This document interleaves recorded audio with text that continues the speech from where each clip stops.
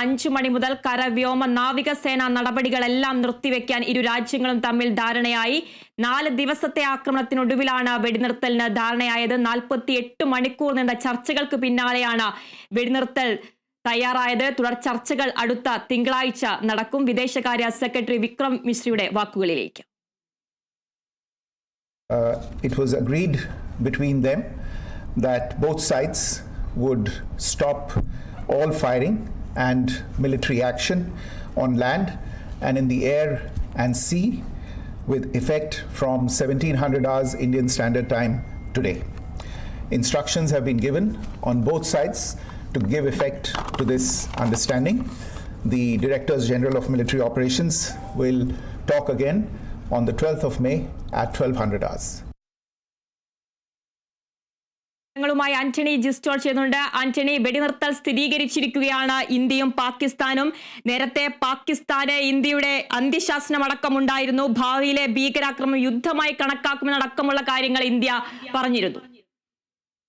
തീർച്ചയായും വൈകുന്നേരം പ്രധാനമന്ത്രി നരേന്ദ്രമോദിയുടെ അധ്യക്ഷതയിൽ ഡൽഹിയിൽ ഉന്നതതല യോഗം ചേർന്നിരുന്നു. ഈ യോഗത്തിൽ കേന്ദ്ര പ്രതിരോധ മന്ത്രി രാജ്നാഥ് സിംഗ്, അതുപോലെ തന്നെ ദേശീയ സുരക്ഷാ ഉപദേഷ്ടാവ് അജിത് ഡോവൽ, അതുപോലെ തന്നെ 3 സൈന്യത്തിൻ്റെയും മേധാവികൾ എന്നിവരാണ് ആ യോഗത്തിൽ പങ്കെടുത്തത്. ആ യോഗത്തിന് ശേഷമാണ് ഇന്ത്യ കൃത്യമായി തന്നെ ഒരു മുന്നറിയിപ്പ് പാകിസ്ഥാന് നൽകുന്നത്, അല്ലെങ്കിൽ ഒരു താക്കീത് നൽകുന്നത്. അതായത് ഭാവിയിൽ ഇന്ത്യയിലേക്ക് നേരെ ഉണ്ടാകുന്ന ഏതൊരു ഭീകരാക്രമണവും അത് യുദ്ധമായി തന്നെ ഇന്ത്യ കണക്കാക്കും, അതിന് ശക്തമായ തിരിച്ചടി ഉണ്ടാകുമെന്നുള്ള കാര്യവുമാണ് ഇന്ത്യ പറഞ്ഞത്. ഏതായാലും ആ യോഗത്തിനൊക്കെ ശേഷമാണ് പെട്ടെന്ന് ഈ ഒരു വെടിനിർത്തലിന് വേണ്ടിയുള്ള പാകിസ്ഥാന്റെ ശ്രമം വന്നതെന്നുള്ളതാണ് മനസ്സിലാക്കാൻ കഴിയുന്നത്. 3:30 കൂടിയാണ് ആ വിളി വരുന്നത്, പാകിസ്ഥാന്റെ ഭാഗത്തു നിന്ന്, DGMOയുടെ ഭാഗത്തു നിന്ന് ആ വിളി വരുന്നത്. നമുക്ക് അവസാനിപ്പിക്കാമെന്നുള്ള ഒരു തരത്തിൽ ആ വിളി വരുന്നത്. അപ്പോൾ ഇന്ത്യ നേരത്തെ പറഞ്ഞതാണ്, പാകിസ്ഥാൻ അവസാനിപ്പിക്കാൻ തയ്യാറാണ് എങ്കിൽ ഞങ്ങളും ഇതിന് തയ്യാറാണ്, ഇത് അവസാനിപ്പിക്കാൻ തയ്യാറാണെന്നുള്ള കാര്യം. ഏതായാലും ആ വിളി വന്ന് 3:30 വിളി വരുന്നു. 3:30 2 DGMOമാരും സംസാരിക്കുന്നു. ഇന്ത്യയുടെയും പാകിസ്ഥാന്റെയും director general of military operations സംസാരിക്കുന്നു. അങ്ങനെ 5 മണിക്ക് തന്നെ വെടിനിർത്തൽ കരാർ നിലവിൽ വന്നു എന്നുള്ളതാണ് വന്നിരിക്കുന്നത്. ഏതായാലും ഇക്കാര്യത്തിൽ ഒരു ആശ്വാസകരമായ തീരുമാനം തന്നെയാണ് ഉണ്ടായിട്ടുള്ളത്. അതേസമയം കൃത്യമായ മുന്നറിയിപ്പ് പാകിസ്ഥാന് സൈന്യമടക്കം നൽകുന്നുണ്ട്. ഏത് നിമിഷവും എല്ലാത്തിനും എന്തിനും സജ്ജമായി തന്നെയാണ് സൈന്യം നിലവിലുള്ളത് എന്നുള്ളതാണ് ഏറ്റവും പ്രധാനപ്പെട്ട കാര്യമായി ഉള്ളത്. ഇനി ഏതെങ്കിലും തരത്തിൽ പ്രകോപനം ഉണ്ടായാൽ ശക്തമായ തിരിച്ചടി ഉണ്ടാകുമെന്നുള്ളൊരു കാര്യവും കൂടിയുണ്ട്. ഏതായാലും നിലവിൽ സമാധാനത്തിലേക്ക് എത്തിയിരിക്കുന്നു. ഇരു രാജ്യങ്ങളും തമ്മിൽ വെടിനിർത്തലിന് ധാരണയായിരിക്കുന്നു. 12-ാം തീയതി വീണ്ടും ഒരു ചർച്ച കൂടി നടത്തും. ഏതായാലും ഇക്കാര്യത്തിൽ പല രാജ്യങ്ങളും, നമുക്കറിയാം സൗദി അറേബ്യ അടക്കമുള്ള രാജ്യങ്ങൾ ഈ സംഘർഷം അവസാനിപ്പിക്കാനുള്ള ഇടപെടൽ നടത്തിയിരുന്നു. സൗദിയുടെ വിദേശകാര്യമന്ത്രി അടക്കം ഇരു രാജ്യങ്ങളും ഇന്ത്യയിലെത്തിയിരുന്നു അദ്ദേഹം. അതുപോലെ തന്നെ പാകിസ്ഥാനിലും പോയിരുന്നു. അങ്ങനെ ചർച്ചകൾ നടത്തിയിരുന്നു ഇരു രാജ്യങ്ങളും തമ്മിൽ. അങ്ങനെ ചർച്ചകൾ നടത്തിയ ശേഷം അത്തരത്തിൽ ഇടപെടലുകൾ, അതുപോലെ തന്നെ വിവിധ രാജ്യങ്ങൾ ഈ സംഘർഷത്തിലേക്ക് അല്ലെങ്കിൽ ഒരു യുദ്ധത്തിലേക്ക് നീങ്ങുന്നതിനെതിരെ അല്ലെങ്കിൽ ആശങ്ക രേഖപ്പെടുത്തി രംഗത്ത് വരികയും ചെയ്തിരുന്നു. ഏതായാലും അതിന് പിന്നാലെയാണ് അമേരിക്കൻ പ്രസിഡന്റിന്റെ ഈ സാമൂഹ്യ മാധ്യമത്തിലെ ആ ഒരു പ്രഖ്യാപനം വരുന്നത്. ഇങ്ങനെ ഇരു രാജ്യങ്ങളും തമ്മിൽ വെടിനിർത്തലിന് ധാരണയായി എന്നുള്ളത്. നേരത്തെ ഈ സംഘർഷം തുടങ്ങിയ ദിവസം തന്നെ US-ന്റെ സ്റ്റേറ്റ് സെക്രട്ടറി അടക്കം വിദേശകാര്യമന്ത്രിയെ വിളിച്ചിരുന്നു. അവിടെ പാകിസ്ഥാൻ പ്രധാനമന്ത്രിയുമായും സംസാരിച്ചിരുന്നു. അങ്ങനെ അത്തരത്തിലുള്ള ചർച്ചകൾ അമേരിക്കയുടെ ഭാഗത്തു നിന്ന് ഉണ്ടായിട്ടുണ്ട്. ഏതായാലും ഇന്ത്യ നിലവിൽ ഇതുകൊണ്ടാണ്, അതായത് അമേരിക്കയുടെ ഒരു ഇടപെടൽ കൊണ്ടാണ് വെടിനിർത്തൽ എന്നുള്ള കാര്യം ഇന്ത്യ സ്ഥിരീകരിക്കുന്നില്ല. മറിച്ച് ഇത് പാകിസ്ഥാൻ്റെ ഒരു ആവശ്യപ്രകാരം പാകിസ്ഥാൻ ചർച്ചയ്ക്ക് തയ്യാറായി വന്നതുകൊണ്ട് വെടിനിർത്തൽ, അതായത് അവർ തുടങ്ങി വെച്ചു, അതുകൊണ്ട് തന്നെ അത് അവർ തന്നെ അവസാനിപ്പിക്കുന്നു, അതുകൊണ്ട് ഇന്ത്യ പിന്മാറുന്നു എന്നുള്ളതാണ് ഏറ്റവും പ്രധാനപ്പെട്ട ഒരു കാര്യമായുള്ളത്. കാരണം ഇത് പാകിസ്ഥാനാണ് ഈ ഓപ്പറേഷൻ സിന്ദൂറിൻ്റെ ഭാഗമായി തിരിച്ച് ഇന്ത്യക്ക് മേൽ പ്രകോപനം സൃഷ്ടിച്ചത്. അതിനാണ് ഇന്ത്യ ശക്തമായ ഭാഷയിൽ മറുപടി നൽകിയത്. അങ്ങനെ പാകിസ്ഥാൻ തുടങ്ങി വെച്ചതാണ് ഈ ആക്രമണമെല്ലാം. അതുകൊണ്ട് തന്നെ അവർ തന്നെ വന്ന് പറഞ്ഞു അവസാനിപ്പിക്കണമെന്ന് ആവശ്യപ്പെട്ടു. അങ്ങനെയാണ് അത് അവസാനിപ്പിക്കാനുള്ള തീരുമാനത്തിലേക്ക് എത്തിയത് എന്നുള്ളതാണ് ഇത്തരത്തിൽ വിദേശകാര്യ മന്ത്രാലയം പറയുന്നത്. ഏതായാലും ഏറ്റവും ആശ്വാസകരമായ ഒരു തീരുമാനം. 4 ദിവസങ്ങൾ നീണ്ട ഒരു സംഘർഷത്തിന് ഇപ്പോൾ വിരാമമായിരിക്കുന്നു. നമുക്കറിയാം എല്ലാ ദിവസവും രാത്രിയോടുകൂടിയാണ് പാകിസ്ഥാൻ്റെ ആക്രമണം, അല്ലെങ്കിൽ പാകിസ്ഥാൻ ഇങ്ങനെ പ്രകോപനം സൃഷ്ടിച്ച് വരുന്നത്.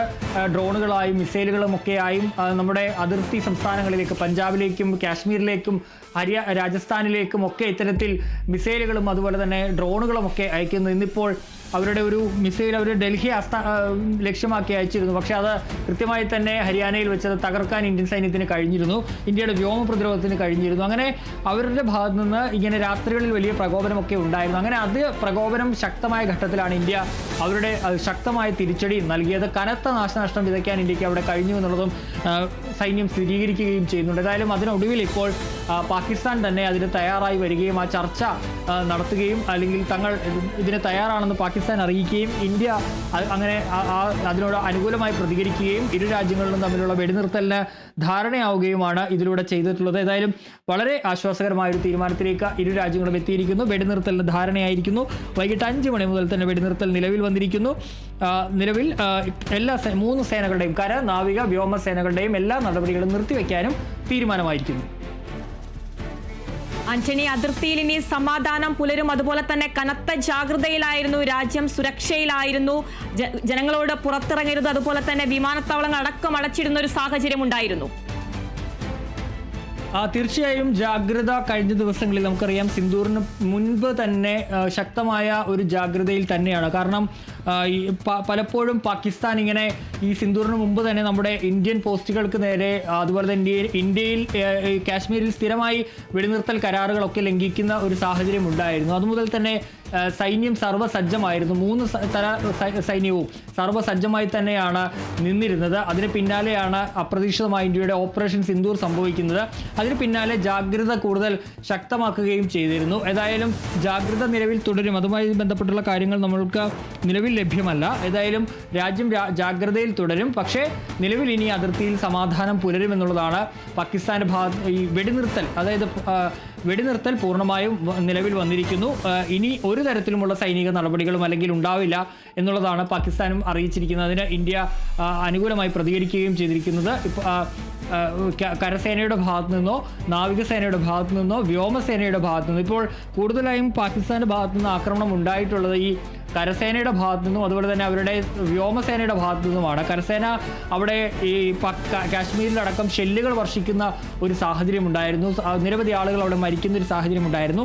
ഇന്ത്യൻ പോസ്റ്റുകൾക്ക് നേരെ നിരന്തരമായി അവിടെ അതിർത്തിയിൽ വെടിവീർക്കുന്ന സാഹചര്യം ഉണ്ടായിരുന്നു. അങ്ങനെ കരസേന ആ ഒരു തരത്തിൽ അവിടെ ആക്രമണം നടത്തുമ്പോൾ വ്യോമസേന ഇത്തരത്തിൽ മിസൈലുകളും അതുപോലെ തന്നെ ഈ ഡ്രോണുകളും ഒക്കെ അയച്ചുള്ള ഒരു ആക്രമണത്തിനുള്ള ശ്രമമാണ് പാകിസ്ഥാന്റെ വ്യോമസേന നടത്തിയിരുന്നത്. അങ്ങനെ ഈ പാകിസ്ഥാന്റെ കര വ്യോമസേനകൾ വലിയ പ്രകോപനമാണ് ഇന്ത്യക്ക് മേൽ സൃഷ്ടിച്ചുകൊണ്ടിരുന്നത്. അങ്ങനെ 15 ഇന്ത്യയുടെ സൈനിക കേന്ദ്രങ്ങളെ ലക്ഷ്യമാക്കി ഇവർ ആക്രമണം നടത്താൻ ശ്രമിച്ചപ്പോഴാണ് ഇന്ത്യ ശക്തമായ ഭാഷയിൽ തിരിച്ചടിച്ചത്. അവിടെ ലാഹോറിൽ ചെന്ന് ലാഹോറിലെ വ്യോമ പ്രതിരോധ സംവിധാനം തന്നെ തകർത്തു. അവിടെ നിരവധി ഇടങ്ങളിൽ ഇന്ത്യ അവരുടെ സൈനിക കേന്ദ്രങ്ങളിലേക്ക് തന്നെ ആക്രമണം നടത്തി അവിടെ കനത്ത നാശം വിതച്ചത്. അങ്ങനെ ഇന്ത്യയുടെ തിരിച്ചടി താങ്ങാൻ കഴിയാത്തൊരു ഘട്ടം പാകിസ്ഥാനെ സംബന്ധിച്ച് ഉണ്ടായി. ആ ഘട്ടം ഉണ്ടായതോടുകൂടിയാണ് ഇന്ത്യ അതിൽ നിന്ന് പാകിസ്ഥാൻ ഇതിൽ നിന്ന് പിന്മാറാനുള്ളൊരു തീരുമാനത്തിലേക്ക് എത്തിയത്. ഇനിയും ആ തിരിച്ചടി ഇന്ത്യയുടെ തിരിച്ചടി താങ്ങാനുള്ള ശക്തി ഉണ്ടാവില്ല, അല്ലെങ്കിൽ അത് നേരിടാൻ കഴിയില്ല എന്നുള്ളൊരു വിലയിരുത്തലിൻ്റെ അടിസ്ഥാനത്തിലാണ് അതിൽ നിന്ന് പിന്മാറാനായി പാകിസ്ഥാൻ തയ്യാറായത്. അങ്ങനെയാണ് ഇന്ന് പാകിസ്ഥാൻ വിദേശകാര്യ സെക്രട്ടറിയെ DGMOയെ വിളിക്കുന്നത്. പാകിസ്ഥാന്റെ director general of military operations ഇന്ത്യയുടെ DGMOയെ വിളിക്കുന്നതും വെടിനിർത്തൽ കരാറിന് ആവശ്യപ്പെടുന്നതും. അങ്ങനെ 5 മണി മുതൽ ഇരു രാജ്യങ്ങളും തമ്മിലുള്ള വെടിനിർത്തലിന് ധാരണയാകുന്നതും ഈ നടപടികളെല്ലാം നിർത്തിവെക്കാൻ തീരുമാനമാകുന്നതും. വെടിനിർത്തൽ സ്ഥിരീകരിച്ച് ഇന്ത്യയും പാകിസ്ഥാനും ഇന്ന് വൈകിട്ട് 5 മണി മുതൽ കര, വ്യോമ, നാവികസേന നടപടികളെല്ലാം നിർത്തിവെക്കാൻ ഇരു രാജ്യങ്ങളും തമ്മിൽ ധാരണയായി. 4 ദിവസത്തെ ആക്രമണത്തിനൊടുവിലാണ് വെടിനിർത്തലിന് ധാരണയായത്. 48 മണിക്കൂർ നീണ്ട ചർച്ചകൾക്ക് പിന്നാലെയാണ് വെടിനിർത്താൻ തയ്യാറായത്. തുടർ ചർച്ചകൾ അടുത്ത തിങ്കളാഴ്ച നടക്കും. ആന്റണി, പാകിസ്ഥാന് ഇരട്ട പ്രഹരമായിരുന്നു ഏറ്റിരുന്നത്. ഇന്ത്യയുടെ കനത്ത നാശവും അതുപോലെ തന്നെ ബലൂച്ച് ആർമിയും പാകിസ്ഥാനെ പ്രതിരോധത്തിലാക്കിയിരുന്നു. തീർച്ചയായും പാകിസ്ഥാൻ കഴിഞ്ഞ ദിവസങ്ങളിലൊക്കെ വലിയ പ്രതിരോധത്തിലായിരുന്നു എന്നുള്ളതാണ്. ഒന്ന്, ഇന്ത്യയുടെ ആക്രമണം, അതുപോലെ തന്നെ അവരുടെ രാജ്യത്തിനുള്ളിൽ തന്നെ വലിയ രീതിയിലുള്ള പ്രതിഷേധമൊക്കെ ഉയർന്നിരുന്നു, ഒരു ഐക്യമില്ലായ്മയൊക്കെ വന്നിരുന്നു. മാത്രമല്ല അതിനിടയിലാണ് BLAയുടെ ബലൂചിസ്ഥാൻ വിമോചനം അല്ലെങ്കിൽ BLA ബലൂചിസ്ഥാൻ ലിബറേഷൻ ആർമിയുടെ ആക്രമണം ഉണ്ടാകുന്നത്. നേരത്തെ അത് തുടർച്ചയായി തന്നെ ഉണ്ടായി എന്നുള്ളതാണ്. ഇന്നിപ്പോൾ 39ഓളം കേന്ദ്രങ്ങളിൽ BLAയുടെ ആക്രമണം ഉണ്ടായി. ക്വറ്റ കഴിഞ്ഞ ദിവസം അവർ പിടിച്ചെടുത്തിരുന്നു. ബലൂചിസ്ഥാന്റെ തലസ്ഥാനമാണ് ക്വറ്റ, അതവർ പിടിച്ചെടുത്തിരുന്നു. അങ്ങനെ ബലൂചിസ്ഥാൻ BLAയുടെ ഒരു ആക്രമണത്തിൽ അത് വലിയ പ്രതിരോധത്തിലാകുന്നു. മാത്രമല്ല ഈ സാമ്പത്തികമായി വലിയ ഞെരുക്കത്തിലാണ് പാകിസ്ഥാൻ നിലവിലുള്ളത്. IMFന്റെ സഹായം ഇപ്പോൾ ലഭിച്ചിട്ടുണ്ട്. അതിന് പിന്നാലെയാണ് ഇനി വീണ്ടും ഒരു ആക്രമണമൊക്കെ നടത്തിയത്. വലിയ സാമ്പത്തിക പ്രതിസന്ധി നേരിടുന്നുണ്ട്. മാത്രമല്ല അവരെ പിന്തുണയ്ക്കുമെന്ന് ആദ്യം പരസ്യമായി പിന്തുണയ്ക്കെത്തിയത് ചൈനയും അതുപോലെ തന്നെ തുർക്കിയും മാത്രമാണ്. പക്ഷേ ഈ ആക്രമണം തുടങ്ങിയ ഘട്ടത്തിൽ ചൈന പിന്നീട് അതിനോട് പ്രതികരിക്കുന്ന ഒരു സാഹചര്യമൊന്നും ഉണ്ടായില്ല. മാത്രമല്ല ഈ ലോക രാജ്യങ്ങളെല്ലാം ഇന്ത്യക്ക് പിന്തുണ അർപ്പിച്ച് നിൽക്കുന്ന ഒരു സാഹചര്യം ഉണ്ടായി. കാരണം ഇന്ത്യയുടെ ഭാഗത്താണ് ന്യായം എന്നുള്ളത് കൃത്യമായി തന്നെ ഇന്ത്യക്ക് മറ്റ് ലോകരാജ്യങ്ങളെ ബോധ്യപ്പെടുത്താൻ കഴിഞ്ഞു എന്നുള്ളതാണ് ഏറ്റവും പ്രധാനപ്പെട്ട കാര്യം. കാരണം ഇന്ത്യ ആവർത്തിച്ചു പറഞ്ഞത് ഞങ്ങളുടെ പോരാട്ടം ഭീകരവാദത്തിനെതിരെയാണ്. ഞങ്ങൾ ഈ ആക്രമണം നടത്തിയ ഘട്ടത്തിൽ ഈ ഓപ്പറേഷൻ സിന്ദൂർ നടത്തിയ ഘട്ടത്തിൽ ഒരു സാധാരണക്കാരനെ പോലും ആക്രമിച്ചിട്ടില്ല, ഒരു സാധാരണ ജീവൻ പോലും ഞങ്ങൾ എടുത്തിട്ടില്ല. മറിച്ച് ഈ ഇന്ത്യയുടെ മണ്ണിൽ ഭീകരവാദത്തിൻ്റെ അല്ലെങ്കിൽ സാധാരണക്കാരുടെ ജീവൻ എടുക്കുന്ന ഭീകരവാദികളുടെ ജീവനാണ് എടുത്തത്. അതിന് വളമാകുന്ന, അതിന് പരിശീലനം നൽകുന്ന അതിൻ്റെ നഴ്സറികളെ, അതിൻ്റെ ട്രെയിനിങ് സെൻറ്ററുകളെ അതാണ് തകർത്തത്. അല്ലാതെ ഒരു സിവിലിയൻ ഏരിയയിൽ പോലും പോയി അവിടെ സാധാരണക്കാരെ ഞങ്ങൾ വധിച്ചിട്ടില്ല. മറിച്ച്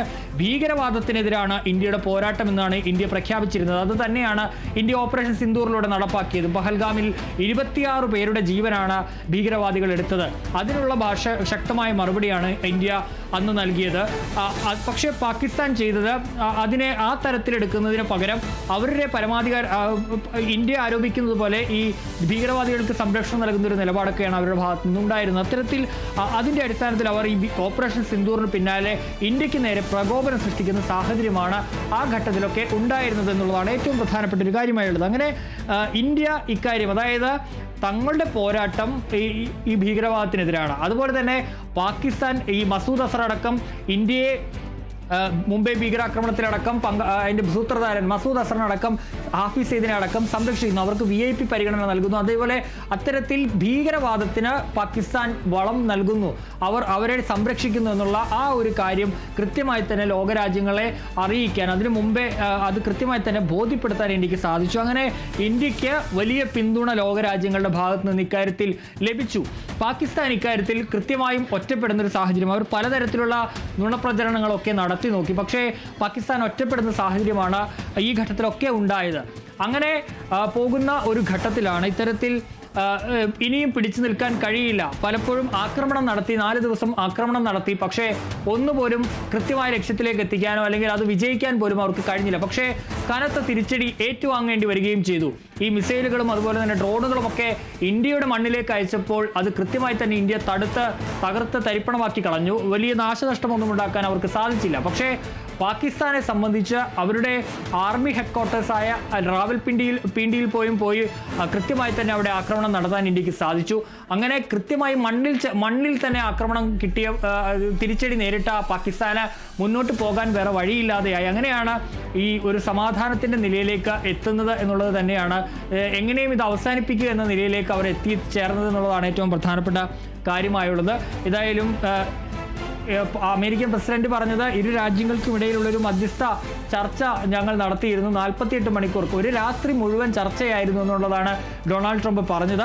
അങ്ങനെ പക്ഷേ ഇന്ത്യ സ്ഥിരീകരിക്കുന്നത് ഇങ്ങനെയാണ്. ഞാൻ നേരത്തെ സൂചിപ്പിച്ചതുപോലെ തന്നെ 3:35 DGMO വിദേശകാര്യ സെക്രട്ടറി വിക്രം മിശ്രി പറഞ്ഞത് 3:35 പാകിസ്ഥാന്റെ DGMO director general of military operations ഇന്ത്യയുടെ DGMOയെ വിളിച്ച് തങ്ങൾ വെടിനിർത്തലിന് തയ്യാറാണ് എന്നുള്ള കാര്യം അറിയിക്കുകയാണ് ചെയ്തത്. അങ്ങനെ അത് ധാരണയിലാവുകയാണ് ചെയ്തത്. ഏതായാലും ഇന്ത്യ നേരത്തെ തന്നെ നിലപാട് വ്യക്തമാക്കിയതാണ്. പാകിസ്ഥാൻ ആക്രമിച്ചാൽ അതിനുള്ള തക്ക മറുപടി അതേ നാണയത്തിൽ തന്നെ ശക്തമായി നേരിടേണ്ടി വരുമെന്നുള്ള കാര്യം സൈന്യം ഇന്നലെയൊക്കെ വ്യക്തമാക്കിയതാണ്. അതുകൊണ്ട് തന്നെയാണ് അത്തരത്തിലുള്ള ആക്രമണം. കാരണം ഇന്ത്യയുടെ സൈനിക കേന്ദ്രങ്ങളെ ലക്ഷ്യമിട്ട്, സാധാരണക്കാർ താമസിക്കുന്ന കേന്ദ്രങ്ങളെ ലക്ഷ്യമിട്ടാണ് പാകിസ്ഥാൻ കഴിഞ്ഞ രാത്രികളിലൊക്കെ ആക്രമണം നടത്തിയത്. അതുകൊണ്ട് തന്നെയാണ് തിരിച്ച് പക്ഷേ ഇന്ത്യ അപ്പോഴും അവിടെ ചെയ്തത് സാധാരണക്കാരെ ഇന്ത്യ ഒരു തരത്തിലും ഉപദ്രവിച്ചിട്ടില്ല അവിടെ പാകിസ്ഥാനിൽ. മറിച്ച് സൈനിക ലക്ഷ്യങ്ങളെയാണ് ഇന്ത്യ തകർത്തിട്ടുള്ളത്. അവിടെയും പാകിസ്ഥാനിൽ നിന്ന് വിഭിന്നമായൊരു നിലപാടാണ് സ്വീകരിച്ചിരുന്നത്.